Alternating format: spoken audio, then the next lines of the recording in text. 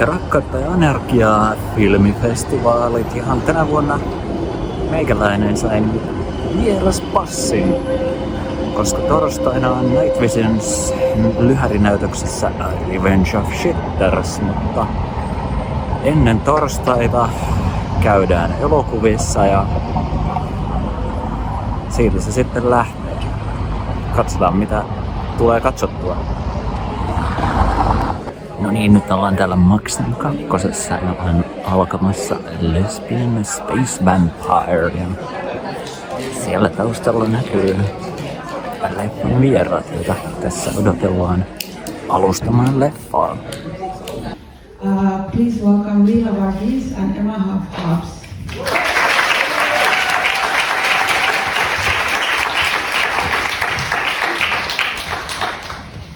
Hi, Moi. Hi. Oh, yes, yes, sorry.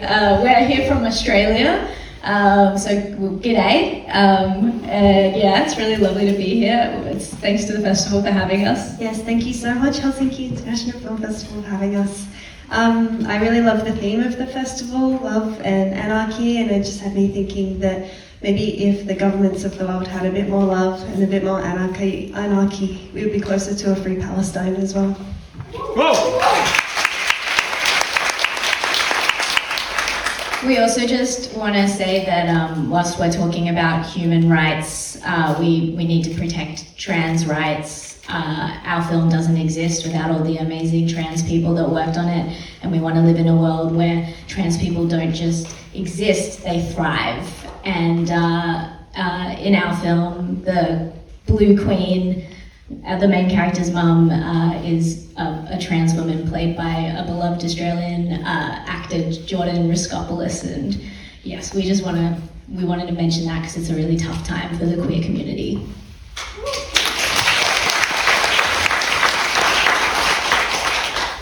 And we're a couple, by the way. We kiss and stuff. And we made this film because we decided that together we make one person confident enough to make a feature film. And honestly, we made this to just give you a laugh. Please be as loud as you want, and to bring some queer joy into the world. We hope all the queer people and people of colour feel seen. We always like to say for the next 87 minutes you rule the gay lixie. And thank you.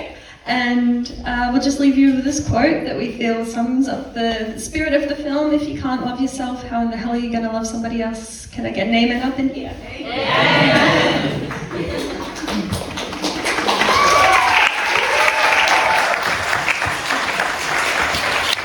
So there will be a Q&A afterwards. Do stick around for that. Yeah, this was made in like a lab, which was for first-time feature directors, and the idea was, it's called Film Lab New Voices, so it was about giving people a chance to make their first feature that perhaps are not the kinds of people that you often see getting the chance to make a feature film. And how was the collaboration? Was this the first film you made together? Yes, I'm so sorry we're always so awkward with the mic. We're always so desperate for the other person to answer the question. It's always like this game of this. Yeah, this is our first feature film, a first collaboration together. Yes, we've been dating for 1 year. You just said it. Yes, and Emma always jokes that we were like, this is going well. Let's ruin it by making a movie together. So yes. Yeah, we never used to fight, and now we know how to fight. And also we know how to make up, so. And how was it like? What were your roles like? Did you work on everything together, or? Yeah, well, everything kind of got put in front of us for approval. You did the music, you wrote all the music. Your background is in comedy, so a lot of the jokes and dialogue and writing was you. And then I'm an animator. So then the visual design and the look of the film is more my corner, yeah. And a lot of the referential humour is Emma's, the Twilight scene is, Emma's obsessed with Twilight, so. my god, maybe the hardest part, well, we always say that we were each other's least favorite co-worker because I think we were both very passionate and we were both coming from very different like priorities as well. So I think that was probably the most challenging, and also just like the fact that we were making a film. And this is the other answer to the question. We made it. It was animated in 50 weeks with a team of 2 animators and 2 background artists that were working part-time. And so we were in a real like kind of intense situation where we didn't have any more money to make it any more, like to make it with any more time than that. So we kind of, it was scripted and storyboarded to be achievable in that way. But yeah, we wrote it in a year and then we made it in about a year. Yeah, thank you for the film. I was thinking about did you start with the biggest story has a good humor, no?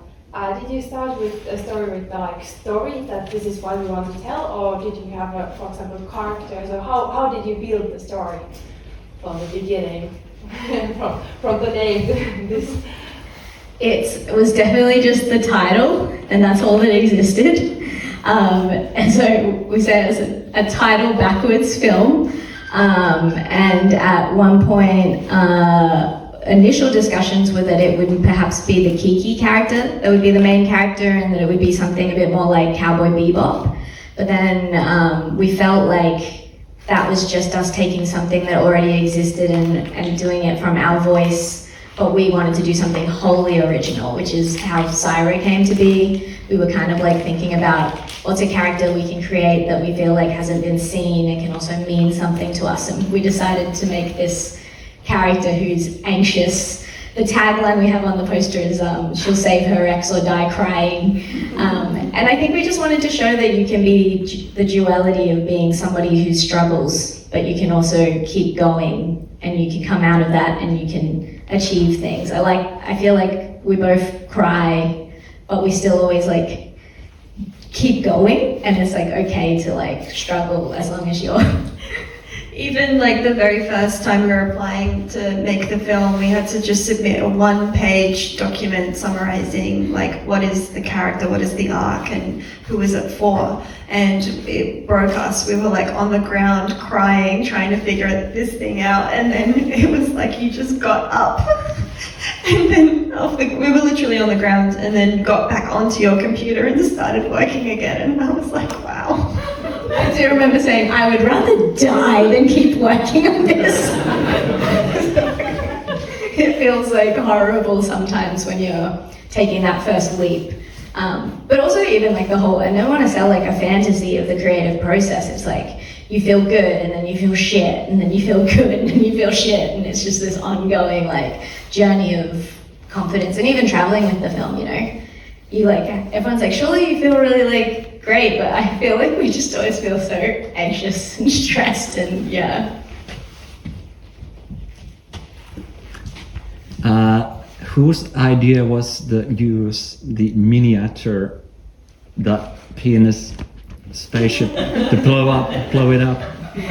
Yeah, so we knew that we wanted to have a joke there that was like more of a meta kind of joke about animation, and then we were trying to figure out what was possible, because that was the very last shot that was done for the whole film. And my little brother, who was interning with us, he was like, oh, you know what you should do? You should do panty and stocking, which is, that's an anime. And when there's like the final like attack on a character in that show, it just cuts away to a paper mache version that is like exploded. And I was like, okay, dope, we've got like a weekend to do this. So the next day I was modeling. I called my dad and I said, hey, can you help me explode something? And he was like, what? And I was like, a penis. And he was like, right. And then he literally stopped what he was doing for like 4 days to make, like, we had 3 robots made out of dental ceramics, and I painted them, and then he put a gloss on them, and then we filled them with plaster, we put a smoke pellet inside, and then he made this like rat trap mechanism, and then we shot it in slow motion, and we called up our friend Claire. We're like, hey, can you get here and shoot this thing? And so it's like a fireless explosion. Yeah, once he was in, he was all in. He thinks he directed the film now. And also he made us like a present, which is a model of that, like a trophy that we have in our house. So yeah, it's interesting. There was another one here. What's up next for you two? We're doing a writing residency in Finland at the moment, near Karja, and we're like, it's great, we're in the forest and we're just writing some fantasy stuff. And you're also working on a live action feature film, but yeah, we're working on another animated feature, yeah. Yeah, we're going to explore more fantasy in the next feature, and it's really amazing at tapping into places that you feel like there's undiscovered and potential for a craving for. So we want to continue to always make animated films that are perhaps like unlike an animated film that exists for audiences, and continue to make films that maybe are servicing an audience that isn't being serviced. Sorry. Why'd you say sorry? To the whole sorry and sorry and sorry. And from the Southern Hemisphere to use it was really awesome to actually see something like a while like immerse and the sort of Australian humour and everything. I was just wondering if Kiki and Willow and Syra were actually based on characters that you know or yourselves. We wish Kiki was based on us. But we always like to say that I thought I was Willow when I was writing the film, but then everyone was like, you're so anxious and stressed all the time, so I see you as Syra, but I feel like I'm Willow in my spirit, so I feel like definitely Syra and Willow, to me, feels like a mixture of me, and I relate very strongly to Syra, but I want to be Kiki. It's hard in life to figure out life goals or wife goals. It's taken me a long time to be like, do I want to be this person or do I want to be with this person? I can't figure it out. Since the film is about confidence and you talked about feeling low and feeling high during the making of it,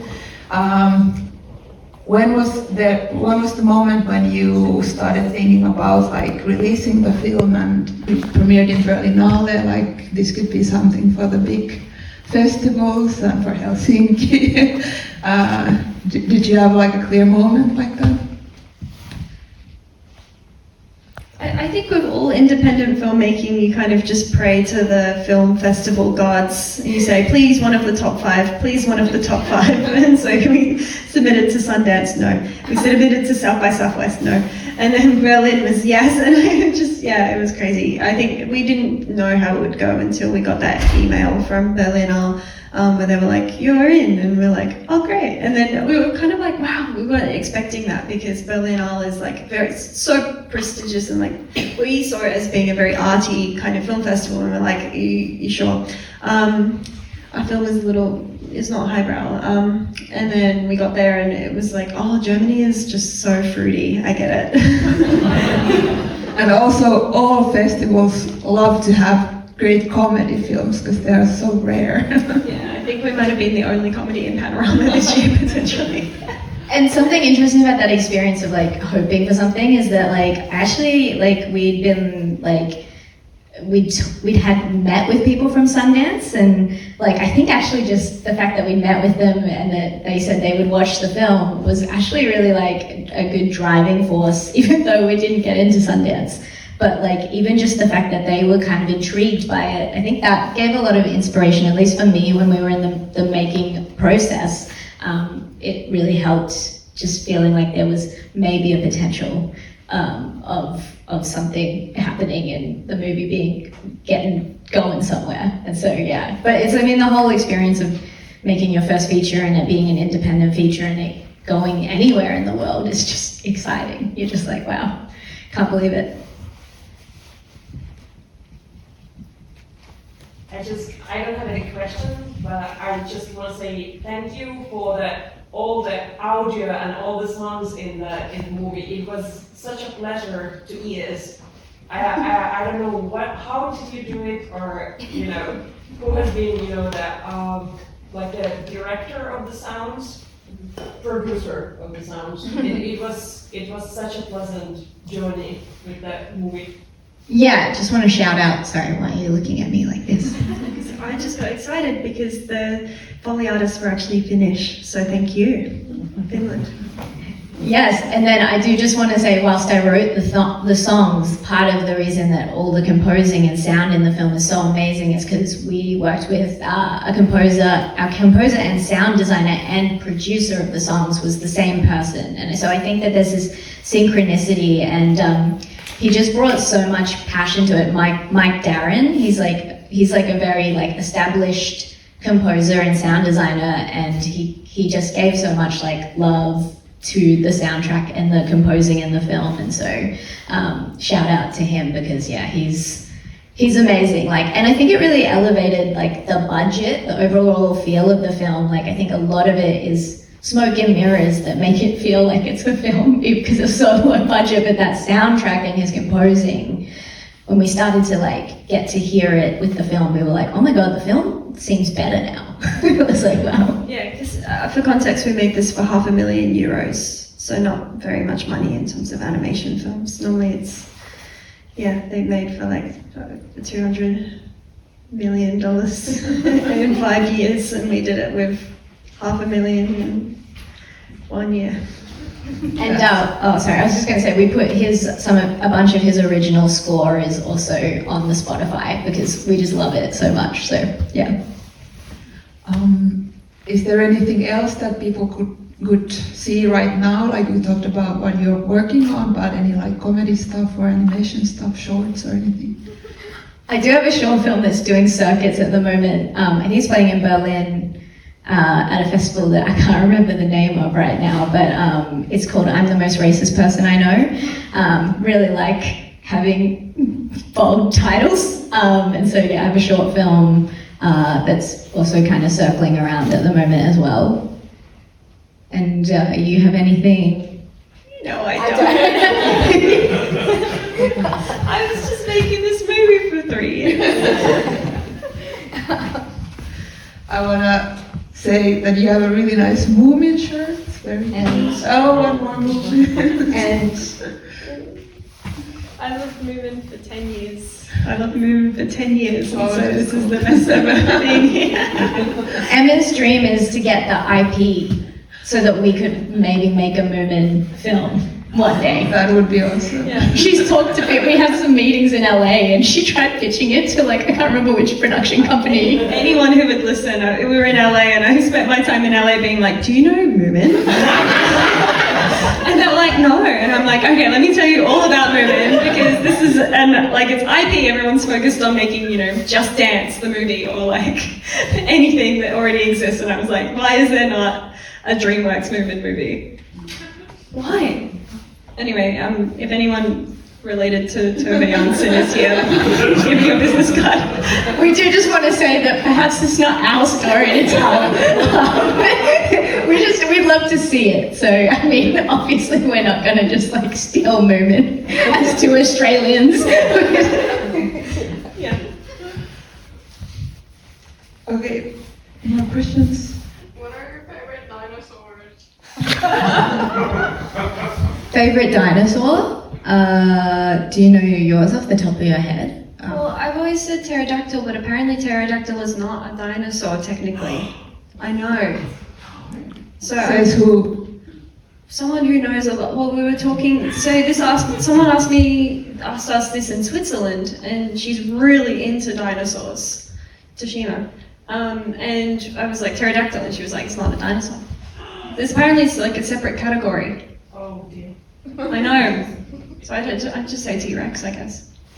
I don't know. Can we pick a favorite dinosaur? They're all so cool. I can't believe they existed. It feels fake that there was dinosaurs. Do you ever just stop and sit somewhere and think, did that really happen? I can't actually believe that dinosaurs really existed, but they did. It's like, don't think about space too hard too. Sometimes my brain is just like, space exists. That's crazy. Favorite dinosaur. I like, what's the one with the ones that could swim and had the long necks? I don't know what they were called, but there was the ones that had a long neck and they swim. Almost like a Loch Ness monster. Yeah. Or did I just make up that dinosaur? Is that a dinosaur? Someone said Brachiosaurus. Is that correct? No. No. What's your favorite dinosaur? Triceratops. Yes. Triceratops. Okay. Question here? Who's your favorite movement character? I think they're all my favorite, but I mean, I love, obviously Snufkin is amazing, but Little My, I think, is the front runner right now.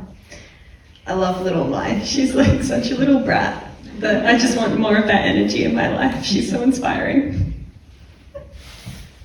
I just like Moomin because she likes Moomin and I want her to look at me and think I'm cute. So I don't know. I guess I like this grumpy Moomin. Can you do magic tricks? I did learn one once during COVID. I wish I could do magic tricks, but that magic trick is one of our friends, Sean, is a musician. A magician, and he gave us that magic trick. It's his trick. So there's a behind the scenes video of him doing it, and we just copied it kind of exactly. So yeah, he said it's the most accurate representation of a magic trick in animation he's ever seen.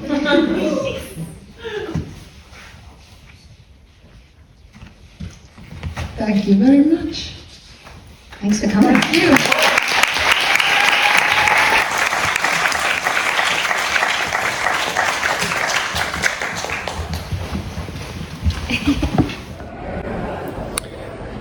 Sellainen Lesbian Space Princess, aivan loistava queer-animaatioseikkailu, jossa päähenkilö lähtee pelastamaan ex-tyttöystävänsä white straight male synchronisesta. Erittäin hauska. Ja oli hieno praktikaaliefektikin leffassa, josta kysyin Q&A:ssä. Ja itse tekijäpariskunta Emma ja Leelakin olivat oikein mukavia. Tuli juteltua hetki ennen leffaa. Jatketaan festareita. Sellainen on Lesbian Space Vampire ja nyt olen Orionissa. Fréwaka. Are they feeling the upstairs as well? Ashley, do you want to say a few words? Thank you.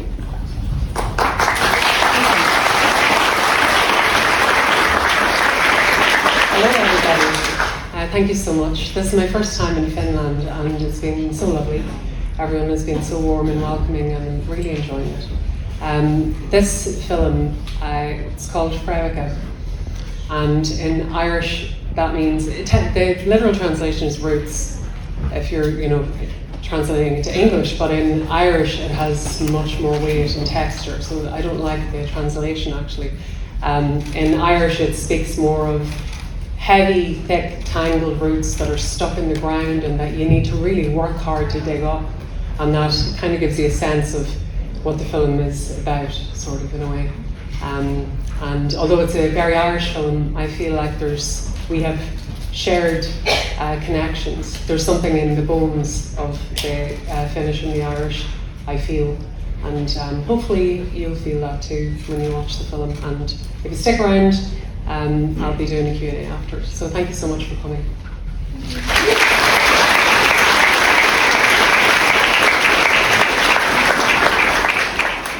If I was going to do it, it needed to have a reason being Irish.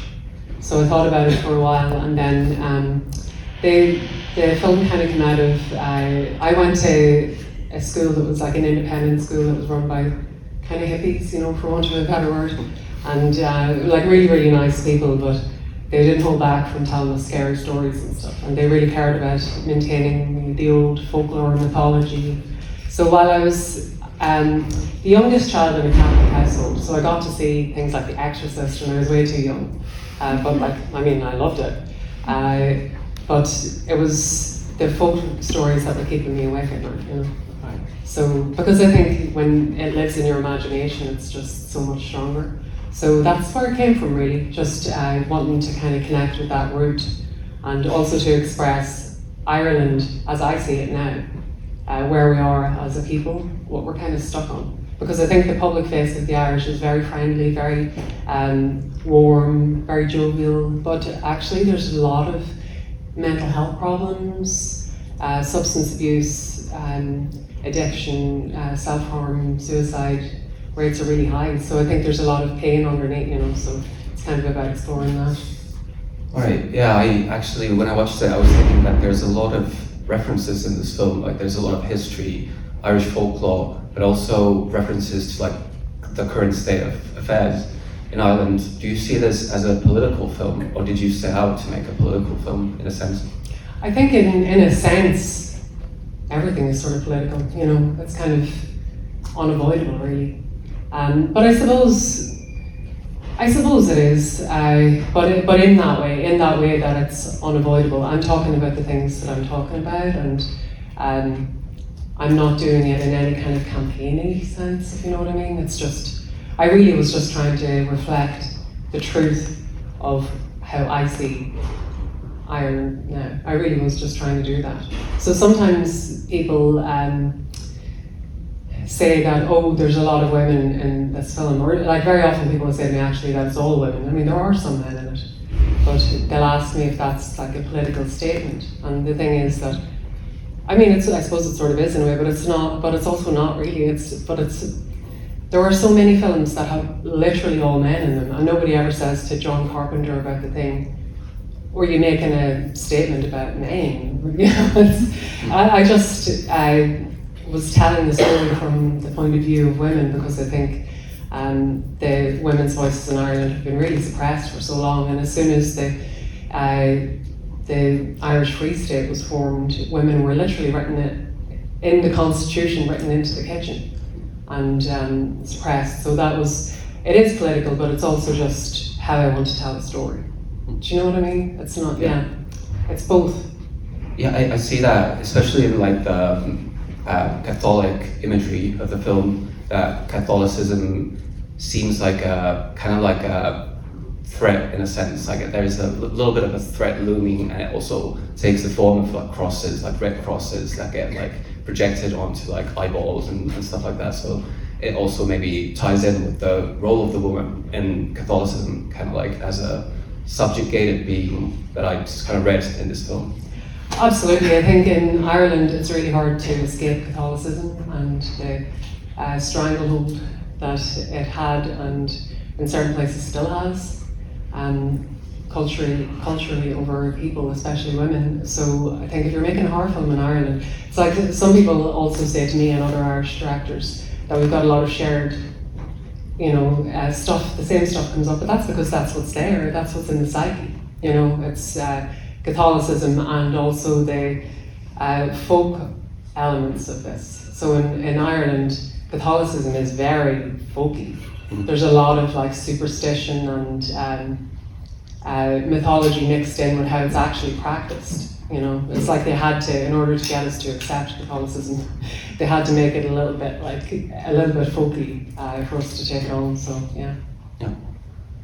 Speaking of female characters, two lead female actresses have very strong chemistry on screen. Like they have this very interesting dynamic between them. So I was meaning to ask you about the actresses that you found, and how did you find them, and how did you come to work with them? There's so much about this film that was just gifted to me. Like it was really strange. And I'm not that superstitious, but like we were all talking about it. Like the house, for example, I'll answer your question in a second. But we were looking at a completely different part of Ireland, and this house, the producer said to me, Aisling, you have to come and look at this house I found. And it was in a totally different part of Ireland, but it happens to be very near, it's where I grew up. And when I went to the house, I was like, I've been to this house before, and it turned out that I'd been at a party there, and it was like very strange, you know. So we ended up shooting where I come from, and that wasn't intentional, it's just how it worked out. But anyway, with the actors, I was so lucky because there were only so many people in Ireland. We have about the same population as Finland, I think. And then there are only so many of them that are actors. And then there's only so many of them that can speak Irish. And then there's only so many of them that are any good. So your pool is like getting smaller and smaller. But Claire, who plays Shu, she had been in that film that I'd written for another director. So she was kind of always going to be there from the beginning. So that was easy. And then Breach had been cast with a different actress called Breach Brennan, and then there was a schedule clash. She couldn't do the dates that we were going to shoot, so she said, talk to my friend Breach, they have the same name, and give me her phone number, and that was it. Like, it was actually so easy. Right. I didn't have to audition tons and tons of people to find them, and they'd never worked together before, but they just worked so beautifully together. Alright, sounds like a godsend. Yeah. Sellainen pläjäys. Fréwaka. Vähän sellainen kädenlämpöinen. Niin kuin juttelin hetken myös ohjaajan Aislinnin kanssa ennen näytöstä ja kerroin, että tämä leffa kiinnosti vain tämän stillin perusteella ja hän tokaisi siihen, että you're gonna hate it. Ja no, leffan jälkeen kävin huikkaamassa, että I didn't actually hate it, but joo, ei ollut kovin kummonen, mutta jatketaan seuraavien leffojen parissa.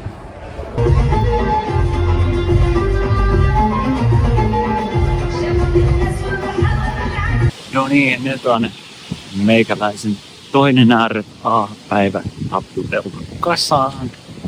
Ollaan täällä myrskyisessä syyssäässä. Ja tosiaan kävin katsomassa saksalaisen Hysterian, joka kertoo tällaisesta apulaisohjaaja niitokaisesta, joka kuvauspaikalta lähtiessään joutuu kaikenlaisiin kommelluksiin ja niin kaikkihan lähtee siitä, kun kuvauspaikalla on poltettu Koraani. Ihan jännittävä leffa ja kyllä tämä hauskakin ja aivan mahtava loppu. Suosittelen.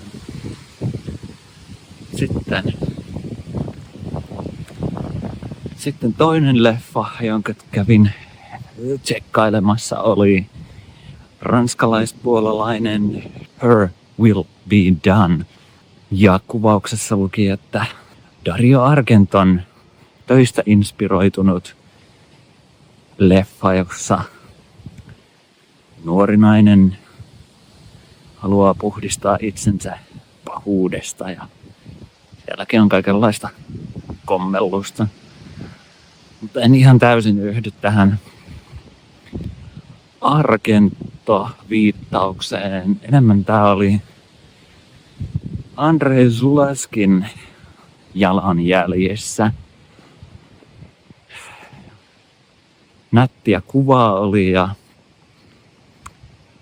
hienoja kohtauksia ja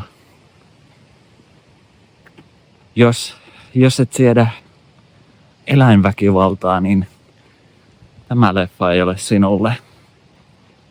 Teki itsellekin vähän pahaa välillä. Sitä oli aika paljon. Mutta joo. Nätin näköinen leffa, mutta jäi ehkä vähän vaisuksi. Vähän auki, että mitä tässä nyt haetaan, mutta ihan katsomisen arvoinen. Minä jatkan tästä kotiin päin ja jatkan leffarupeamaa huomenna. Kunnia taas saada esitellä ennakkonäytös Anna Erikssonin uudesta elokuvasta. Tämä on meille hirveän tärkeää, koska Tämä on ihan tämän festivaalin ydintä. Ja halutaan esitellä edelläkävijöitä, suunnannäyttäjiä, tärkeitä tekijöitä, jotka muokkaa sitä, miltä elokuva tulee näyttämään tulevaisuudessa. Kiitos paljon, oikein hyvää iltaa. Tervetuloa tähän E-elokuvan Suomen ensi-iltaan. Tämä on tärkeä päivä, se että E valmistui, mutta se että tämä trilogia on valmis, se on tarkoittanut 12 vuotta uurastusta elokuvan parissa. Nämä on ollut hienoja vuosia, ihan käsittämättömän hienoja. Ja kuten mä olen monta kertaa sanonutkin, että mä pidän pienenä ihmeenä sitä, että tämä trilogia on valmis. Mun kanssa lavalla aviomieheni Matti Pyykkö, joka on elokuvan tuottaja ja kuvaaja. Ja me kumpikin varmasti jaetaan tää hieno hetki tänä iltana. Kiitos kaikille teille ihan suunnattoman paljon. Thank you for everything. We are so happy. And Matti, you can say a couple of words. No, I only say thank you to Anna, and I always, when I introduce myself, kun esittelen itseni, tittelini on Anna Erikssonin aviomies. Mikko, sulla oli Annalle jotain kukkia.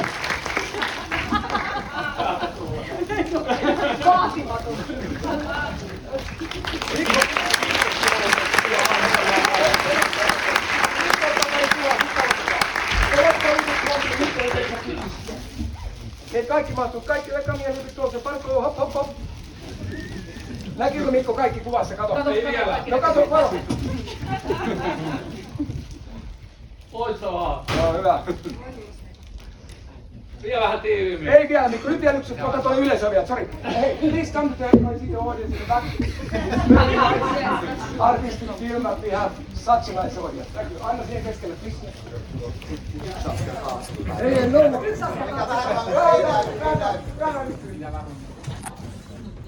Joo, thank you. Let's start.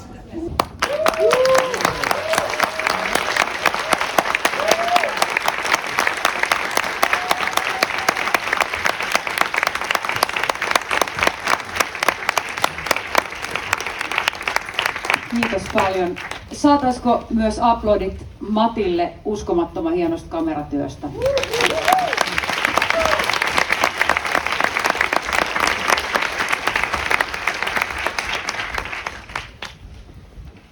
Onneksi olkoon Anna ja koko työryhmä.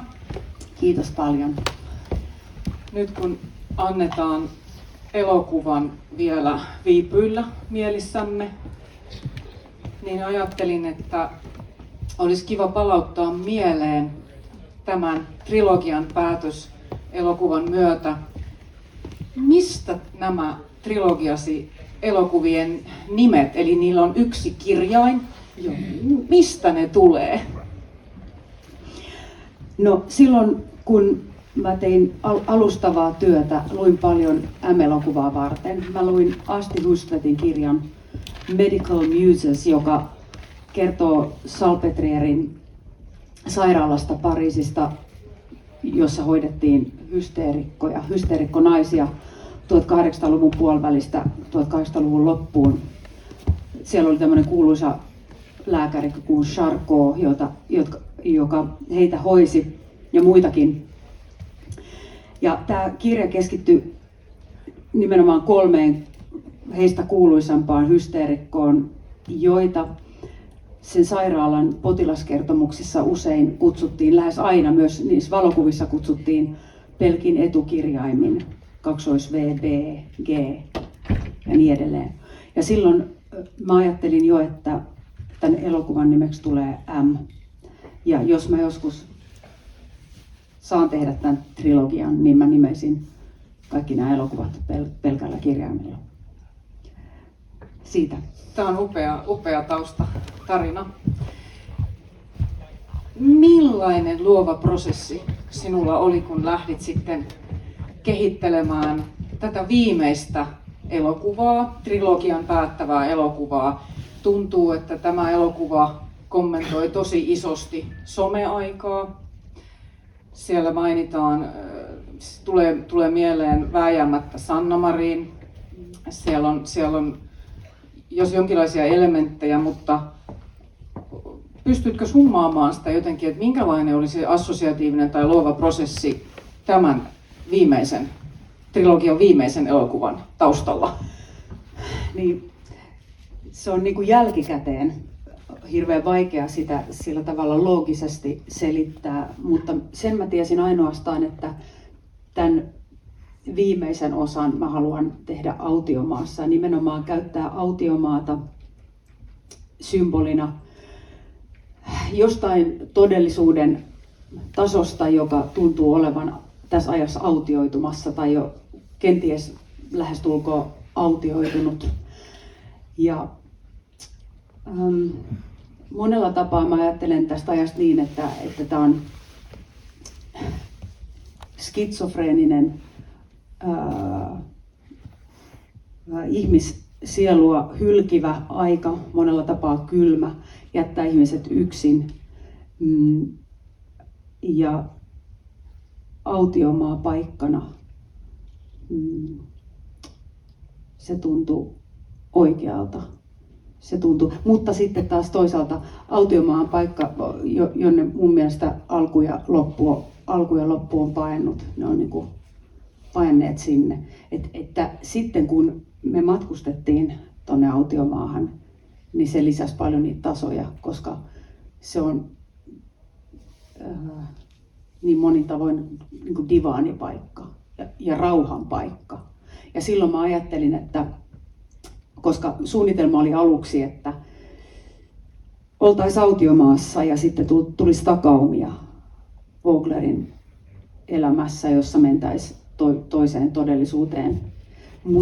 Mutta hyvin pian mä ymmärsin sen, että autiomaasta ei mennä mihinkään, että autiomaassa ollaan koko tämän elokuvan ajan, koska muuten se rikkoisi sen tietynlaisen magian ja rauhan, mikä se tuo. Ja siksi mä halusin, että Eeva ensinnäkään ei puhu mitään, vaan että sieltä toisesta todellisuudesta, tästä meidän hypertodellisuudesta me tulee ainoastaan nämä puhelinviestit Eevalle, Eeva vastaajalle.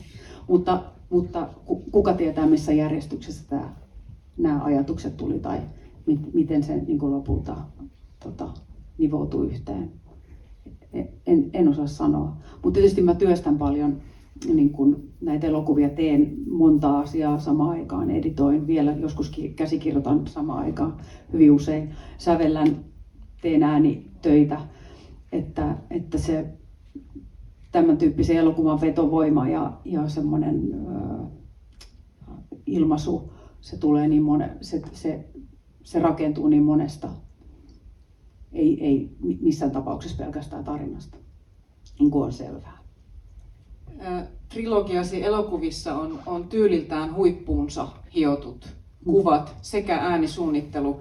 Ja itse aikoinaan M-elokuvan nähdessäni niin kysyin sinulta, että kuka oli tämä Marilynin henkilääkäri, tämä mieletön ääni, joka siellä nauhoilla puhuu, ja paljastui, että se olet sinä. Elikkä nyt on pakko käyttää tilaisuus hyväksi ja kysyä, että kuinka monena äänenä, puhuja-äänenä kenties olet tässä elokuvassa, täällä voice-overissa? Sulle. Tässä tapauksessa mun täytyy sanoa, että en kovinkaan monena. Meillä oli siis tälle mä tein paljon äänitöitä Portugalissa ja mä löysin ihan mielettömiä ääninäyttelijöitä tekemään näitä rooleja. Että mä tein muutaman ainoastaan, 2-3 muistaakseni. Kerrotko, tämä on ollut perheprojekti, mitä muuta teidän poika Jooseppi on tässä tehnyt kuin näytellyt tässä elokuvassa? Jooseppi sävelsi musiikin tuohon pitkään ensimmäiseen 5,5 minuutin kohtaukseen, joka nähdään ihan elokuvan alussa.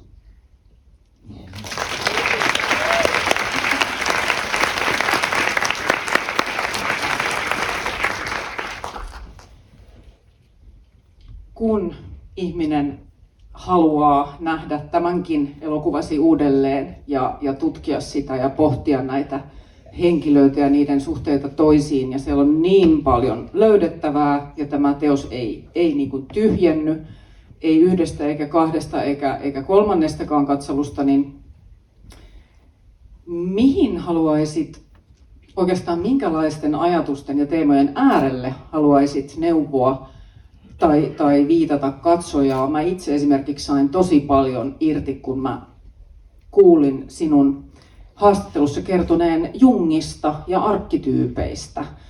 Ja tosiaankin virkistämällä muistiani näistä, niin avautui sellainen yksi avain tämän elokuvan katsomiseen, niin voisitko siitä kertoa jotakin?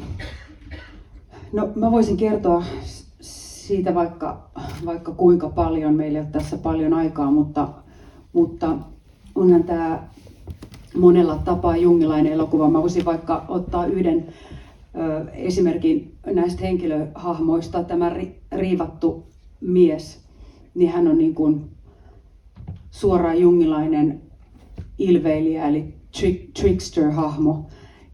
Ja ilveilijähahmo on sillä tavalla ikiaikainen, että hän ottaa mitkä tahansa kasvot. Hän voi ottaa vapahtajan kasvot tai hän voi ottaa saatanan kasvot. Ja jungilaisittain sanotaan, että kun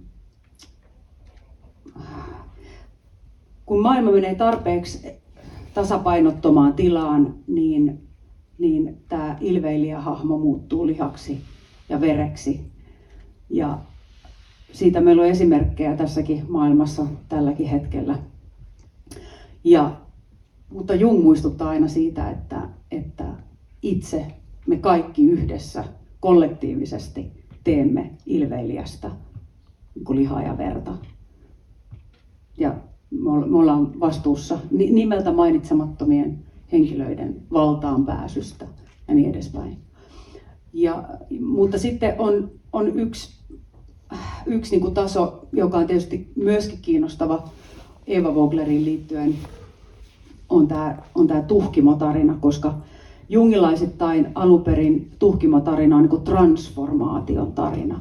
Eli se on se, että miten nainen kohtaa animuksensa, eli sen maskuliinisen puolensa ja saa sen tasapainoon. Ja tämä tuhkimotarina on valtavan paljon muutettu siitä alkuperäisestä tarinasta, minkä me niin kuin esimerkiksi Walt Disneyn piirretyssä nähdään. Ja siinä tuhkimo on enemmänkin niin kuin vain uhri. Mutta sitten mä ajattelen taas niin, että tämä aika ei, meidän maailma tällä hetkellä, niin se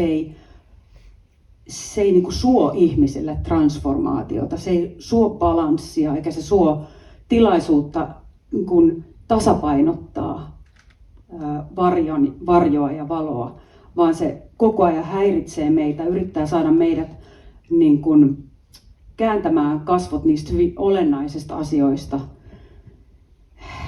ja tärkeistä asioista pois ja niin kuin hukuttaa meidät tämmöiseen informaatioon ja kaikkeen turhuuteen. Että siksi tuhkimotarina tässäkin jää niin kuin kesken, mutta mä haluan huomauttaa myös siitä, että tuhkimolla niin kuin näitte, hänelle ei toinen kenkä jäänyt Tukholman kaupungin talolle, koska valtaa pitävillä naisilla ei ole prinssiä. Ne on aika yksinäisiä. Elikkäs Anna Erikssonin trilogian päätösosa ja siinä tuli jo vähän Q&A:ssä kerrottua, tai Anna kertoi vähän, että mistä on kyse ja tämä leffa jatkaa samaan malliin näiden kahden edellisen, että ei ihan not my cup of tea, taideleffoja, korkeakulttuuria. Arvostan, että tehdään erilaista. En voi muuta sanoa. Lukekaa Kalle Kinnusen arviot, ne on viihdyttäviä. Jos ei muuta, mutta ja sitten tuli pyydettyä Annalta vähän nimmaria Blu-rayn kanteen ja siinä Anna heitti, että kyllä tästä kolmannesta leffastakin tulee vielä Blu-ray. Sitten vähän kaverikuvaa, mutta joo. Sitten on enää jäljellä oma näytös, eli Aretha Shorts. Night Visions esittää ja me jatkamme siis sinne. Minä jatkan nyt kotiin. Tavallaan mä kuulen semmoista, että mä oon yllättynyt nyt miten hiljainen toi on. Eihän se nyt virtaa toisaalta ihan kauheasti on. Ihan toi vähän tollasta.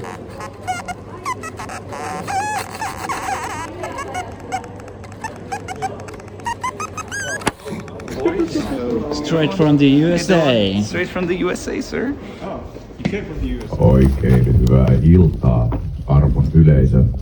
Woo! Wow, wow! Good evening, everybody.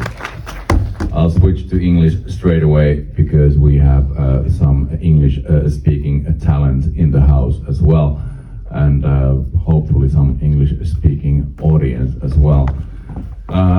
My name is Mikko Aromaa. I'm the festival director of Night Visions International Film Festival, and this is the time of the year when Night Visions invades love and anarchy. This is the 9th year in a row that we have compiled this set of short films for the lineup of this festival. And I have to say that I'm very proud of this year's selection. A total of 7 different shorts, each one of which is quite different from each other. So it's a wide variety of offerings tonight, and out of the films that are screening, we have talent present in the house of 3 of them. And first of them, I would want to call to the stage Jarno Malberg, the screenwriter and director of Revenge of Shitters. And then we have the director-screenwriter of Portuguese-Finnish short film, which is having its Scandinavian Scandinavian premiere tonight, Jaza, Francisco Lazerda. Oh. And last but definitely not least, Mikko Löppönen, director and screenwriter of Father's Day.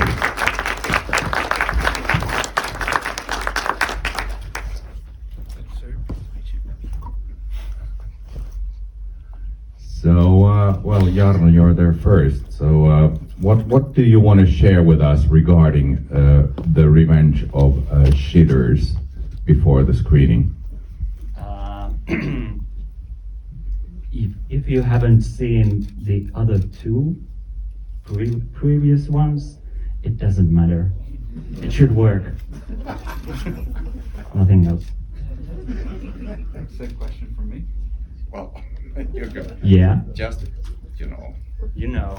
Well, oh my God, what can I say without giving it all away? Expect chaos, anxiety, and panic. That's all I can say. Yeah, well, I think I can say that our short film is pretty much a family drama. 18 minutes. Yay! And out of the, I think all 3 of the films, we also have some members of the crew in the house, which you might want to present before we start watching the films. Though I know that Jarno is not willing to present the composer of the film, who is the photographer over there, Juho Liukkonen. Narrator actually happens to be Francesco. Yes. So it's a very much a family affair. It's the same. Oh, and in my case, my lovely wife Anu is sitting right there. She's the backbone of making this short film. I'm so grateful for her for bearing with me in these crazy affairs. Thank you, and can I get my crew up? Come on, stand up, you. What? And say hello, hello. Hey. So here's my cast and some members of my crew. Now you can go down. Thank you. Okay, then let's start with Mikko. You had the world premiere of Father's Day in London just a couple of weeks ago, and you happened to receive an award for the best film of the year at this particular festival that you went to, and you also received the audience award for the best film of the year of the festival over there. So what can you tell us about that? Well, to be honest, it's a very small martial arts festival, so you can assume that there might be some martial arts involved in our little family drama. It's great that we won the prize, though let's say the quality of the other shorts was in question. So if we hadn't have won the prize, we would have been majorly mad. But anyways, it's really fun to go into different kinds of festivals and like watch short films with an audience, because then you can kind of feel how they feel. Are they quiet and just like get out of here, or do they kind of slightly enjoy it? So that's fun. Yeah, and Francesco, you just came back from Austin, where you had your US premiere at the Fantastic Fest, which is the biggest genre film festival in the States. So how was that? Oh, for the lack of a better word, it was fantastic. Yeah, it was my first time actually watching the film with a crowd, and it was a Fantastic Fest crowd. So I was a bit nervous about it, but it was amazing. The people really vibed with all that crazy stuff, and the shorts that were in the block were equally amazing as well. So yeah, I had a blast, and I hope to repeat it again. And Jarno, a veteran of international film festivals, you've been touring with the film all around the world. So what has been your best experience with this one? Well, this was in Japan. And it's not official information yet, but next month some Japanese streaming platform gonna get it to stream. Whoa. So that's something.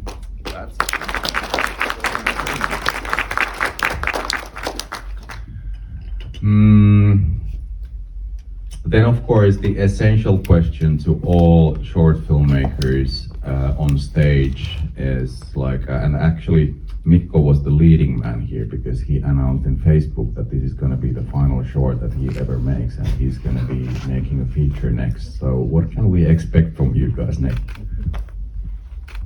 Yeah, thank you. I think when you do a lot of shorts, at some point you have to stop and then maybe make something longer. I think I've hopefully learned all I can learn. Of course, there's always different genres, different tones to make. But I think this could be it for the shorts, and then I'll have to start figuring out how to make a longer feature and who wants to watch it, because then you need some funding too.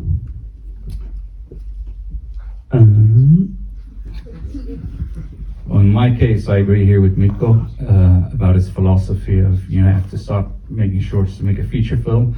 In my case, I'm still going to make one more short film, maybe two, who knows. I don't think I'm going to stop making short films, but next year I'm definitely going to shoot my feature film, which is actually going to be an expansion of this short that you're going to see here. So good luck to me. More shooters. Maybe future film. Maybe. Okay, then a stock question, like what was the most challenging thing when you were making the film? The sand. Waiting for the Super 8 to develop. We had 16 pages of script in 3 days, so I think we would have needed one more day. But we didn't have one, so we just made it.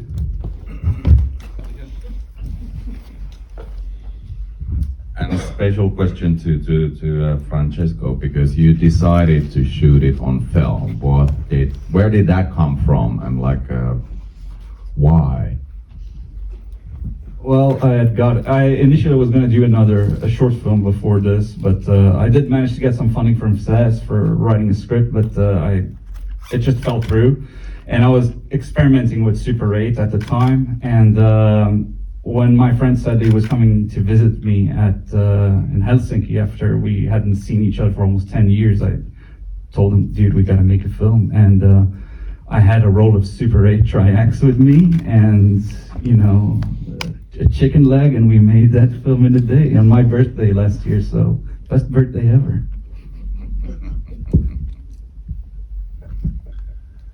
And we will not be back for a Q&A after the screening, so this always feels awkward, but do you have any questions to the filmmakers before we see the films?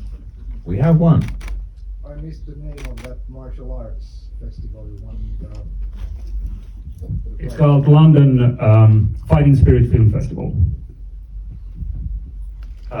Yes, very, very good film festival. Best prizes. I actually did get a little bit of money from there too. Ooh. 150 pounds.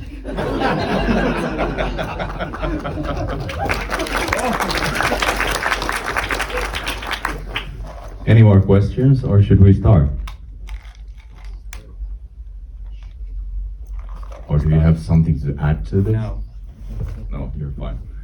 Okay, and if you have questions after the screening, I'm sure these guys will be hanging around somewhere out there, so you can either assault them or be kind to them and feel free to ask whatever. All right, and before we start, of course, I have to remind you of the next edition of Night Visions International Film Festival, which will be taking place in this same cinema from November 19th to November 23rd. We will be making the first announcements on the lineup in the next maybe 3 or 4 weeks. So please keep an eye on our social media channels and our website for that.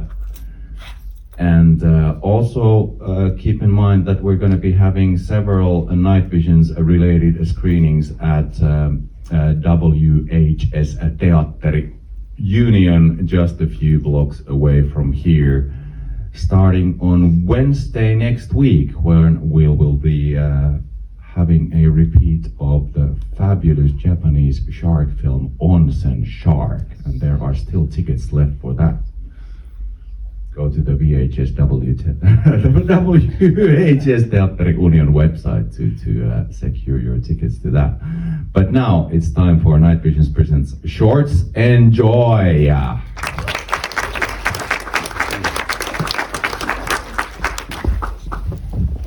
And remember, put the mobile phones on silent mode. Thank you. Siinäpä oli Rakkautta ja Anarkiaa. Night Visions esittää näytös, jossa siis nähtiin meikäläisen Revenge of Shitters. Aika paskan täytteinen näytös, täytyy sanoa ihan sanan varsinaisessa merkityksessä. Näytöksessä nähtiin, katsotaanpa, Help, I'm Alien Pregnant, uusiseelantilainen, aika hauska sekoilu. Sitten oli Outside Noise, Iso-Britannia. Alkoi ihan lupaavasti, mutta sitten muuttui semmoiseksi nykyajan Conjuring sun muu säikyttelyksi. Sitten nähtiin Mikko Löppösen Father's Day, ja sehän oli ihan ehtaa Mikkoa. Hyvää actionia. Sitten oli Franciscon Jatsa, outoilu. Näin tämän toistamiseen ja toimi erittäin hyvin isolta kankaalta. Sitten oli meikäläisen Revenge of Shitters, joka tulee loppuvuodesta YouTubeen. sitä odotellessa. Sitten oli belgialainen Entrails of Savage Capitalism, joka oli aikamoinen. Nauratti kyllä hyvin paljon ja lopussa ei sitten enää naurattanutkaan. Ja sitten viimeisenä espanjalainen animaatio The Skin, jossa oli paljon gorea. Eli hyvin oli Night Visions edustettuna tämän vuoden Rakkautta ja Anarkiaa festivaaleilla. Ja tähän päättyy meikäläisenkin festarointi. Ihan hauskat festarit oli. Vähän erilaista videota tähän alkusyksyyn. Pistä viestiä, kommenttia, tykkäystä kanavaseuraukseen ja jos haluat itsellesi hyvän mielen ja jännittäviä jäsenvideoita, niin liitypä jäseneksi. Samalla tuet myös kanavan toimintaa. Ei kai siinä, me palaamme jälleen seuraavan videon parissa. Moro!